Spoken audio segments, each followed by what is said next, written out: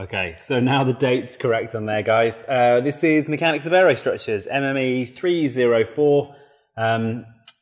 Let's talk about what this course is going to involve. So, welcome back, everybody. Welcome back after this winter break. Most of you I had last year in 315, so you know what I'm about. You know how I teach online. Everything's good. I'm pretty happy, and thank you to everybody who put their nominations in for the thing that I got. I'm really happy with that, so thank you, everybody. Let's go ahead. Let's talk about what today's going to be. So I'm going to go through some slides today. I'm going to talk about what this course, what we're going to cover, how we're going to do it, how some of the homework assessments and feedback are going to work. I'm going to hammer into you about taking some good notes, a bit of reading, and then I'm going to talk more about the problem in general that we're trying to solve in terms of aircraft structural problems. Because this course, although you guys have already taken some sort of courses in understanding basic structures and how we can determine them, we're still not going to be able to solve a full aircraft problem by the end of this course. That's beyond what most undergraduates can do. But what I want to try and do in this course is make sure that you are up to speed in all of the sub-skills that we would need to do that big problem, and where you can hopefully see how these different things feed into a real aircraft problem. So hopefully we're going to go through that. So what is this course? Mechanics of Aerostructures, Aerospace Structures. So we are focusing heavily upon the aeronautical side of things, just because that's who I am as an engineer, but they are still applicable to aerospace structures as well. And hopefully, like I say, this bit should be obvious. From 200 and 202, you should be happy with the relationship between stress and strain for basic isotropic materials. So understanding what a Hookean material is, and understanding Hooke's law, basically. So if you guys can go through that, you can look at then the bending deformation of beams. You can work out, you went through Euler-Bernoulli beam theory in either 200 or 202. You should be happy with how those things bend. Now, none of those things particularly look like aircraft yet. So how do we deal with structural problems for an aircraft? So the whole thing, aircraft design, and you will learn this in your aircraft design courses, is that it's an iterative process. We start out with an idea for a design, and then as we go through the conceptual, through detailed, and into, conceptual, preliminary, and then detailed design, we are always trying to balance the idea of performance and structural integrity at every stage. So at each of these stages, we have to look at load estimation, which is working out where loads are going to come from. So from an aircraft, these can be aerodynamic, they can be propulsive, or they can be inertial. And then we think about what materials are going to make it out of, because we've got some materials that are really strong, some materials that are really stiff, some materials that have got the correct ductility to be able to be formed into what we want. And then we've also got to take into account weight of these different materials, and then we do stress analysis to work out, well, where can we fit this into our aircraft structure? So this course is a primer in some of those skills, and we're going to talk at the end of this lecture today how I think these skills help you understand the problem of understanding aircraft loads. So what are we going to cover? Well, Module 1, Module 0, which is previously Module 1, this is a review of basic material properties, and I'm not going to cover any of this. You've got a Blackboard quiz, which is going to be available a little bit later this week, and you've got to get it done by next Monday. And you've got unlimited attempts. You've just got to get 100% on it, and that makes sure that you understand the basic definitions of things, like what does it mean if one material is more ductile than the other? What is stiffness? Okay? So we want you guys to be able to understand those concepts so we can use them. Then we're going to go into Module 1, which is understanding airframe structures, and then going forward into understanding shear center determination. So we're going to say, what is an airframe?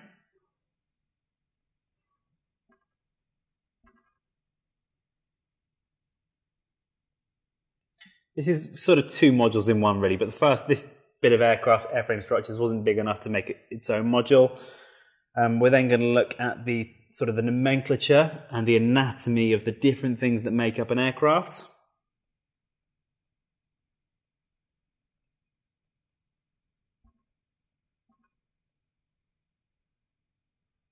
So looking at, for example, in a wing, looking at what the ribs do, looking at what the stringers do, looking at what spars do. We're going to learn the difference between monocoque, semi-monocoque and truss structures as well. And then we'll understand what each part of the airframe structure is designed to do, what load it's designed to take. And then we're going to find that actually, for reasons that we're going to discover at the end of this, we often want to know what the shear center of 2D sections through, say, for example, a wing is. So we're going to understand what a shear center is first off, and then we're going to understand how do we determine the shear center for thin-walled structures.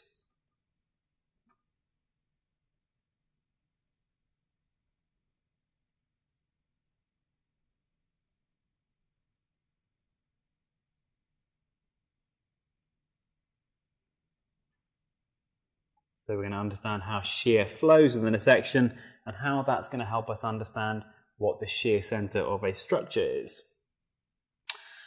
We're then going to put all the shear center stuff to one side and we're going to think, well, we need to understand statically indeterminate structures. Now, you might have done some of this in 202, looking at, well, you certainly will have done in 202, remembering the difference between statically determinate and statically indeterminate structures. And they can again be indeterminate either internally or externally. We're going to go through a review of that. Now, most of the structures that we're going to want to look at on an aircraft are statically indeterminate, which means we've got more unknowns that we need to solve. So we have to look at the relationship between different displacements to be able to understand things. I've described that pretty awfully there, but it will become clear when we get there. So there's two ways that there's many ways we can do this. But we can try and work out from the geometry of a structure how those nodal relationships, how the movement of one part affects another, or we can do something quite smart. We can use work energy methods, and these are going to be really sort of a change in thinking about how we look at structures, because we're going to turn what is a big vector problem into almost a scalar problem.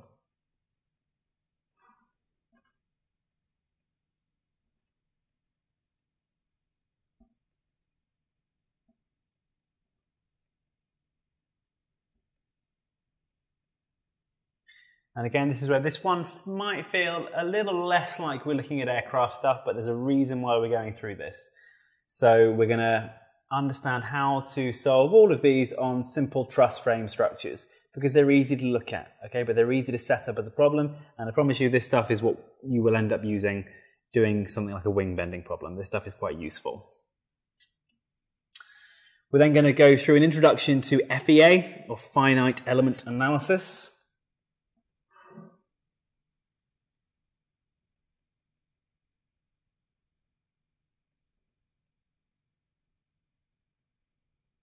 And the way that we're going to look at this is we're going to set up the problems that we were solving in Module 2 as matrix problems. So we're going to have a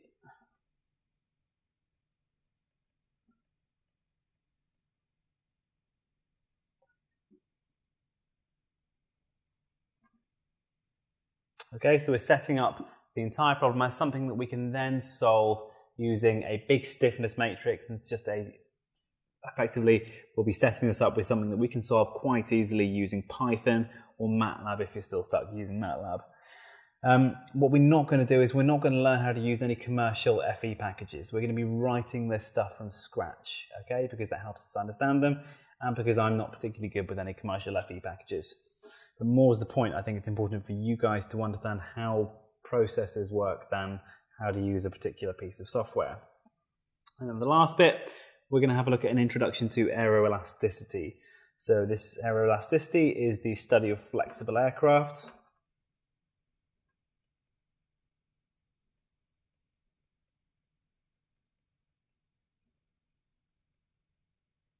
And what we're going to be looking in this one, we'll certainly get time to look at something called torsional divergence.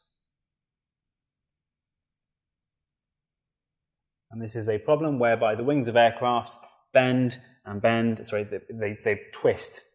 They twist on their axis, they're twisting up until they snap off. Okay, and that happens on aircraft at a critical speed called the divergence speed. So we're going to work out where that happens. We'll get a chance as well to look at something called control surface reversal.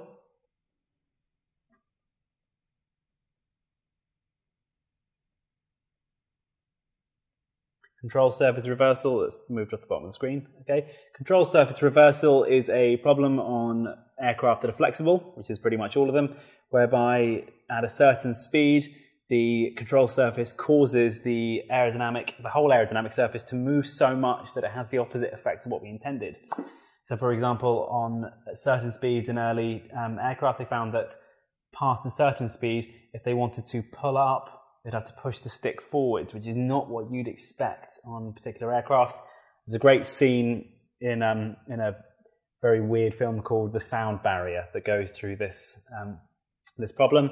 Not in any of the mathematics, but it's a problem that really occurs on aircraft. And if we get time, we'll talk about flutter as well. Flutter, I probably won't be able to give you any real problems with that I'm going to assign, just because it's too much for this course, but it'd be worth looking at maybe just as an added extra as a lecture, because it's good fun understanding flutter. And this might be the only one that you've probably heard of. You might have seen videos of the Tacoma Narrows Bridge. So that's an aerodynamic excitation, which is a coupled bending and twisting motion. And this can occur on bridges, but it can occur very dangerously on aircraft wings or aircraft, say, horizontal control surface. Causes them to bend and twist very quickly, and they'll just snap off. So we're going to maybe have a chance to look at that as well. So how are we going to do that in this course? The tools that we're going to use, mostly pen, paper, calculator, and some Python. Okay? So we're not going to be using any, like I say, we're not going to use commercial FE packages, Abacus, Nastran, whatever you guys use these days, because when you go into the working world, you will be taught to use something that your company wants you to use. There's no point in learning the incorrect thing now, but also I don't think it makes for a particularly good graduate engineer to know how to use a particular software package. Okay, those things you can learn through project work, in your own time, or when you get a job. What's more important is that you understand what that bit of software is doing. So when the number comes out at the other end, you can say with certainty whether that number is correct or not, because you understood the whole process of how it got there. Okay, there's a real tendency for graduate students, just freshly graduated students, to say, yeah, the computer said the answer is this, so my aircraft must weigh 1,700 tons, for example, and then not understand to be able to critically evaluate what they're doing. So I want you guys to understand that when we're going through this course, we are going to be developing tools ourselves. I'm going to give you guys a finite element problem as a graded homework, and this is not something you should do using commercial FE packages. I want you guys to write the code yourselves, and I want you guys to send me your code. Write it in whatever you want. Python is what I'm going to give you examples in. I will give you some examples in MATLAB as well, even though you guys know my disdain for MathWorks these days. Students in previous years have done it in C. You could do it in Fortran. Do it in whatever you want. I don't care. Okay, some sort of programming language. All of the other homeworks are going to be largely solvable by hand, but as with everything, I encourage you to use Python or use some other tool just so you can go through and check your work. It's just a good idea to get into that practice of doing things computationally in parallel with doing any handwork. How's this going to work for this course? Let's find out. Oh, here we go.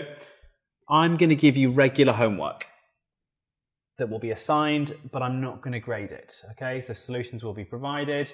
I'm not going to ask you to hand this stuff in, but I'm going to go through the solution in the review sessions. Okay, and the reason why I'm giving you these homeworks is because it will help you understand things. If you tried and struggled with a problem, the next lesson will suddenly make everything click into place and you'll actually understand it. Okay, if you haven't tried those homework problems, you'll probably not do quite so well as the course proceeds. Regular Blackboard quizzes will account for 10% E-grade. Not sure where that number came from. And take-home exams will be assigned. So, in fact, this clearly is not correct because everything's going to be take-home in this course. So I'm going to have to amend these numbers. I said numbers above subject to change. Syllabus will be updated accordingly. You'll have a proper syllabus by the end of the week in this, guys. I've got to work out how this course is going to work completely online. So COVID happened during the middle of this course last year when COVID first kicked off, and this course adapted pretty well to going online. I've just got to look at how the grading is going to work for this course. Bit of a word about note-taking now. I don't think I've gone through this with you guys. If I have, you can always skip through it. But the lectures that I will give will have handwritten work in. I like working on my iPad on the board for you guys. Okay, those are the lectures that I enjoyed as an undergrad. I enjoyed being able to see an idea sort of develop and flourish in front of me. I hated seeing slides where something suddenly appears. So these lectures are going to be pre-recorded and I'm going to put them on YouTube for you guys to watch. Some are going to have some slides and some other images, and some are going to have maybe some Jupyter notebooks that you guys might need going into it. And where you need stuff going into it, I'll always give it to you. Okay? Wednesdays, I'm going to host a review session, and these are going to be on Zoom starting next week. We don't need to have one this week because what are we reviewing? How Christmas went? I'm going to have occasional Kahoot quizzes. I know some people hate these. They are just there so I can understand which concepts you guys are picking up. But also, and I did this quite a lot in flight mechanics last year, I'll ask you the questions that I think you're going to be shit at. Okay?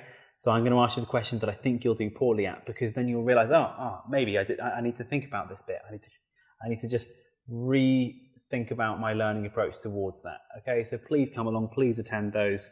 I will record them and I will make them available for you guys as well. And when I do solutions to those assigned ungraded homeworks, I'll go through those in the review sessions as well. Okay, so they are important to turn up to or to catch the recording if you didn't go to the live one. So about note-taking, it's a super important skill. Okay, it's really important. So I must have bored you guys with this already, I don't know. But we say that this line here describes how I feel about, the things that I've written. So I was writing a textbook, and you guys know that I decided to release it as aircraftflightmechanics.com. I don't know a lot about aircraft flight. Sorry, I didn't write that book come website because I know a lot about the discipline. I know a lot about the discipline because I wrote that book. And the same is true for you guys as students. If you take information in from a lecture, scramble it around in your brain, write it down correctly, that is the process of understanding it. That's the process of taking information in and then putting it in your own words. That is what understanding is. Okay? And I originally had data for these. I don't need to look it up again. But students who take notes perform better, and then the students who review their notes perform even better. Some of you students are going to be surprised as why I'm telling you this. I'm telling you this because in my experience, in my 2.5 years of being in academia, some students don't take any notes. They sit there in class like this, and I imagine they're doing the exact same thing at home. If you don't take notes, you probably aren't an exception to these rules. You're probably a data point somewhere on that line at the low end. Okay? So start taking notes, get better at it. It's how you become good at things. Some courses you can take notes on a computer. I don't think it works particularly well for this one. Tablets excluded, because I just think it encourages a linear style of note-taking that maybe doesn't work so well for this. Again, your mileage might vary, but in general, I don't think this is one that works well for taking typed notes, exceptions for disabilities, etc., obviously. And I'm not going to police how you're taking your notes. I'm just trying to give you some advice. And this is the bit that I've been hammering on about. Take information in, record it in your own style. That is you understanding things. That is what knowledge is. So my own undergraduate notes, the way that I took things during the lecture, I would take pencil notes on paper. Okay, pencil notes, go through it, number the pages, and then I'd leave a little bit of time. I'd, go drinking with my friends. I'd go to the gym. I'd wait a couple of nights, and I'd then reproduce those notes using different language, different diagrams, different ways of explaining it than the instructor had. So I'd go through here, I'd go back through and I'd do these. This isn't pencil and paper. This is nice pen, taking my time, going through it and making sure I understood it. So this is a great, I will never forget this lesson about what we did on the B2 Spirit and the change from the prototype through to the actual production, where we actually learned this control surface, which is still present on the B2 Spirit, doesn't do anything because it excites a wing bending mode. So these two were added as control surfaces. This one's still here. isn't used, okay? I'm just showing you this to show you how my notes were as an undergraduate. And I expect you guys to be able to do something similar to this. You know, the same with maths as well. This is looking, we might get into some of this. We might get this is flutter analysis. We might get into some of this, but I'm just showing you that it's important to take notes, and it's important to take something that ensures that you can understand what you've just been told, basically.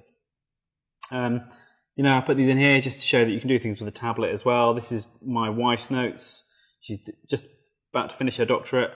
Very different discipline, because this one's got, I think, a colon and some genitalia on, but that's not really something we're going to look at in this class.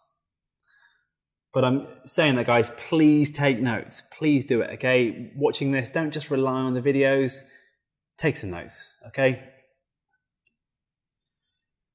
Required reading for this course. Most of you know me. No, I'm not a big fan of courses that have textbooks aligned to them, because I'd rather teach things in my own style or my whatever. There's no required reading for this course, but it's always a good idea to pick different textbooks and have a look and see where they go. Structures for Engineering Students by Megson. I do give some questions from this, or I adapt some questions from them, but I'll supply you guys with the actual questions as PDFs when I do that. But it's a good textbook to get a copy of anyway. I encourage you to do that. These are also useful to have. Timoshenko is a very famous guy in looking at sort of beam theory. And then actually this is just a good one to have. The finite element method using MATLAB. It's probably a little bit dated now, but it's a good way of setting up problems. Guys, don't spend your money on these books. If you do, unless you've got cash to burn, find another means of reading them, such as the library, okay, or finding a copy from your friends that they had. Okay, just have something to look at. And like I say, when we go through some things from Megson, I'll actually provide them. Okay. And there are 2 further online resources that have been listed in the syllabus. That's where I'm looking at some of the notes. I think from TU Delft, they've got a very, very good course. And there's some other bits that are available about. And also all of those accompanying notes that I provided you guys with as PDFs, please use those for this course. So obviously there aren't going to be any questions because you guys aren't here to ask any. So let's talk a little bit about the actual problem that we're looking at in aircraft structures and why we need to go through the modules that I think we're going to go through in this course. So let's draw an aircraft. Now this is always a bit of trouble to do in a class. Let's draw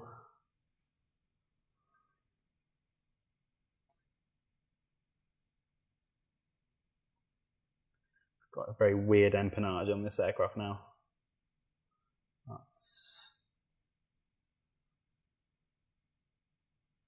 supposed to be the vertical stabilizer at the back, and then horizontal as well, and then 2 wings. Yeah, that's good enough. Okay, but this is my aircraft. Sort of looks a little bit like a Hawk, or maybe like the Harrier, but it's just a generic aircraft we've got here. So we know the aircraft's got some center of mass, which has a weight acting downwards. That weight is actually just where we would define the center of mass acting. That weight is actually a distributed load on every part of the flight vehicle that has mass. Okay, so actually we have a distributed load for the mass of the aircraft. We've also got the aerodynamic force of lift. So we've got lift. Take no heed as to where I'm drawing the point of action of this force, because that's clearly not right. So we've got the aircraft lift, which is a pressure distribution, which is should be acting at the aerodynamic center of the aircraft, or the aerodynamic center of that wing rather. So we've then got the lift, and we've also got drag.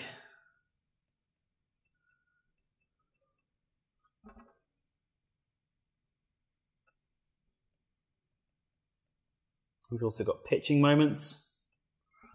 The pitching moments acting around, effectively causing the aircraft to want to pitch up, or causing different moments about different parts of the aircraft. But where I'm getting to is that we've got these forces here. We have inertial forces.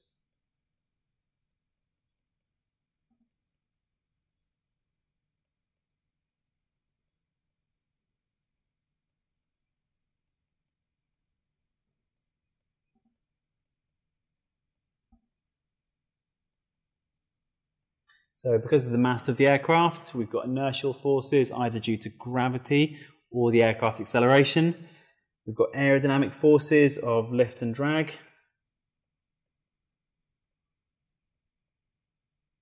And we've also got, say, pitching moment in here, which I'll put plus pitching moment in here. I've put the lift and the drag on the wing. We've also obviously got lift and drag on the horizontal vertical stabilizer and on the entire aircraft itself. We've got these distributed loads. Let's think about what we'd want to know. So we would maybe want to know, is our wing strong enough on this aircraft? So for example, we've got if I was to draw the center chord line, the wing might have a tendency to bend up under this load. So it might bend up. We need to know how that's going to happen. And we also would think maybe the wing might twist in some direction. So we might take a section of this wing. Let's take a cut there and have a look at it.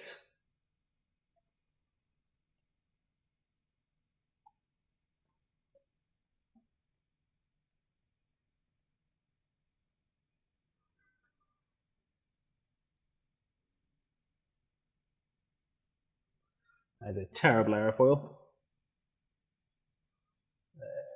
It's an all right airfoil. Okay, cross section through our aircraft wing.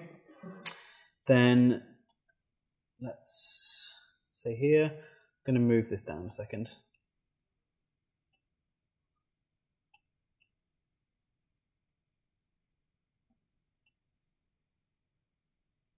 Then we could say that we have, let's just say it's acting upwards. We've got lift, we've got drag, and we've then got the pitching moments on this, acting on this aerofoil or acting on this two-dimensional section. So the lift is going to cause the whole wing to want to bend upwards. The drag is going to cause the wing to want to sort of bend aftwards, and the pitching moment is going to cause the wing to have this tendency to twist up. So we say, how will the wing bend?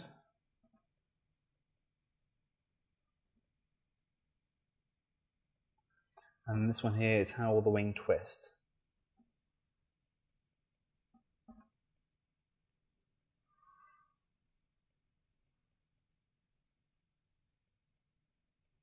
So this one down at the bottom, how will the wing twist, is determined by what's called the shear center of, for a two-dimensional section, we'll look at where the shear section is. Sorry, the shear center.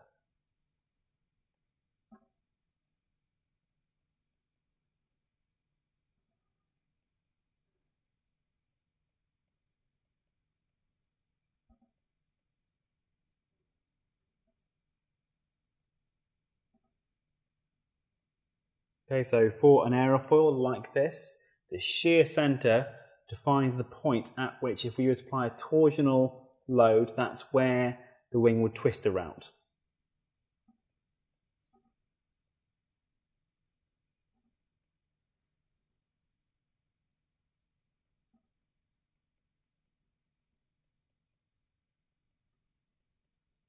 So we're going to spend a lot of time working out what that actually means for a two-dimensional section. And then if we have a wing that looks like this, viewed out from the top, so this would be the top view of a wing now.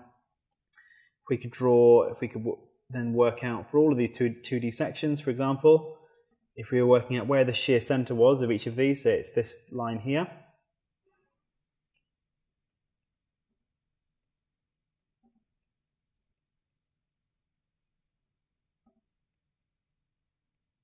So this is the line of shear centers. This would be aircraft wing.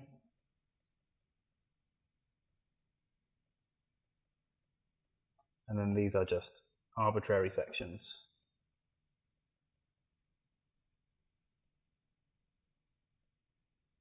So this line of shear centers is called the elastic axis, which we're going to talk about quite a bit. This is where I wish I had a wing model with me to mess around with. But this is going to be so important for our problem to look at, because we said, we looked at this two-dimensional section, we said we've got lift, drag, and we've got this moment here. This moment's going to cause the wing to want to twist upwards. It's going to cause the wing to want to twist generally around about this section. So if the wing has a tendency to want to twist upwards, it means that tips are probably going to twist more than the roots, because by the time we get out here, we've got to look at how much every section inboard of here is twisted and about where, and then we've got to add them all together or integrate them effectively. So that twisting is going to cause an aerofoil to go from, say, its nominal position to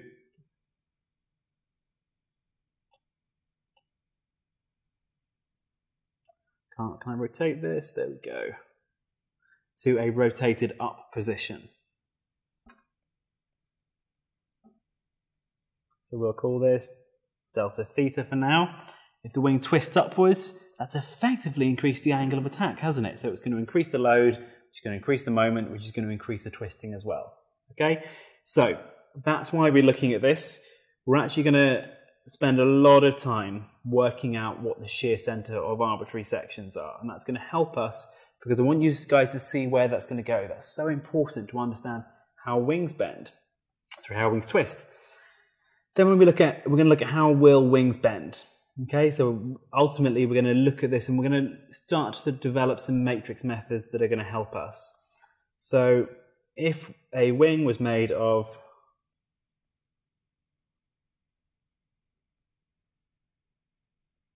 a rectangular beam, for example,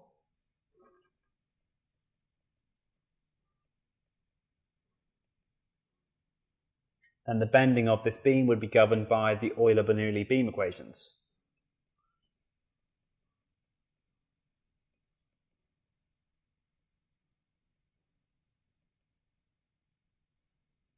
Now, I don't know these off the top of my head, so I'm not going to put them down.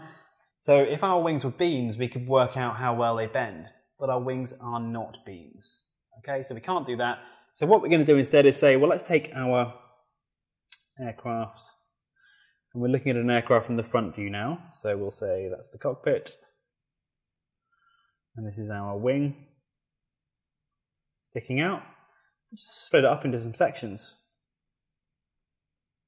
We'll say this is element 1, that's element 2, element 3, and so on. We could say each one of these behaves a little bit like a beam, and then if we can determine how they're going to move and how they're going to relate to each other, we can ultimately solve for how the actual wing bends by looking at this large continuous structure, by determining how the small subparts of it would behave as finite elements connected together. So this whole part here, we're going to be looking at an introduction to the finite element method.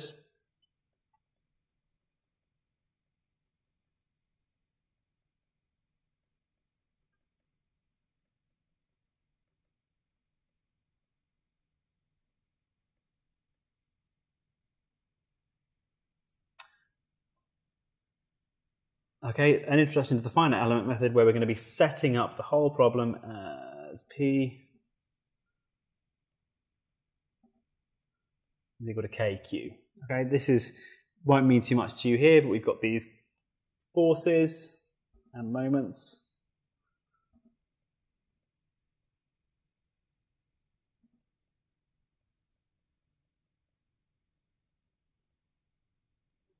Stiffness matrix, and then these are the deflections.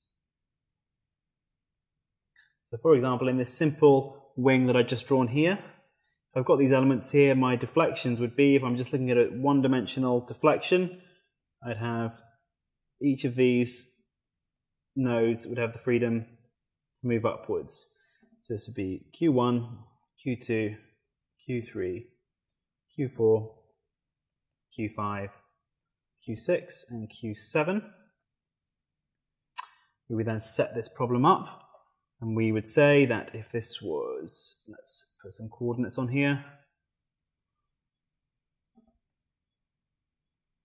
I'm going to put aircraft axes on here, which is going to make this slightly confusing. I'll put Y and Z down there.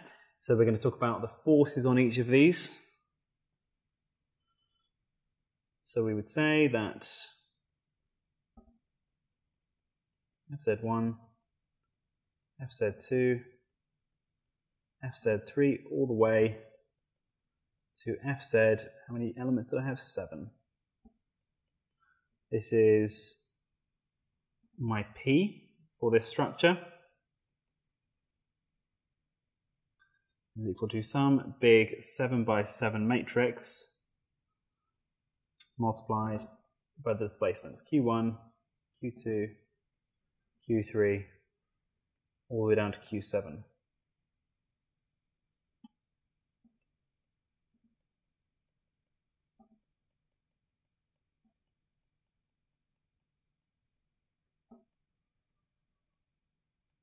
So we're going to be setting up problems in this structure. So it's going to be largely a case of working out that when we've got a problem like this, we look at how we can break the problem down into these smaller elements that we can treat as something we know, i.e. beam elements. And we can then assign deflections. We just, for this problem, I arbitrarily chose 7 points that can just move upwards. Those are my Q1 all the way through to Q7.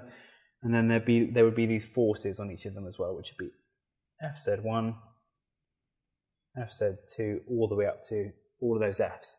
The relationship between the forces applied to the system and the total displacements here is governed by this thing here, which we're going to determine, called the global stiffness matrix. And so that's going to be a function of how each one of those elements on their own would behave, plus how they're all connected together. Okay? And that's going to enable us to solve complicated things. And we're not necessarily going to be able to look at a wing bending problem in this class, but you guys will have the skills to understand how a wing bending problem would be solved in real life. Okay, so we're going to look at a lot of truss structures. I might try and do some simple beam bending stuff. Okay, it depends how much time I get to write new things. All of you guys in my class know this is the last class I'm ever going to teach, probably. Certainly at Notetaking. So I'll try and put some effort into making some new examples, but it's not going to get taught beyond this year. So I'm not going to invest a tremendous amount of time changing any examples for this new class. Okay, so hopefully that's told you guys why we're looking through this stuff. I've certainly told you why we're looking at shear center and how we're going to determine that, and then I've said why we're looking at these matrix methods. The last thing is looking at work energy methods, which I haven't gone through with you guys here yet, because I'll just go through that when I go through the actual topic. That's a means that we can use something called the principle of virtual displacements, which is such a powerful tool to use. It's going to help us understand arbitrary deflections on a real structure. And it's so cool, so important, and I want to see you guys excited for that when we get there. So thank you guys for tuning in today. I hope that's been informative. If there are questions, please let me know. Either put a comment on this, put a message on Slack, do whatever, okay? Hope you guys have all had a wonderful break. I look forward to our first review session next week. I'll see you guys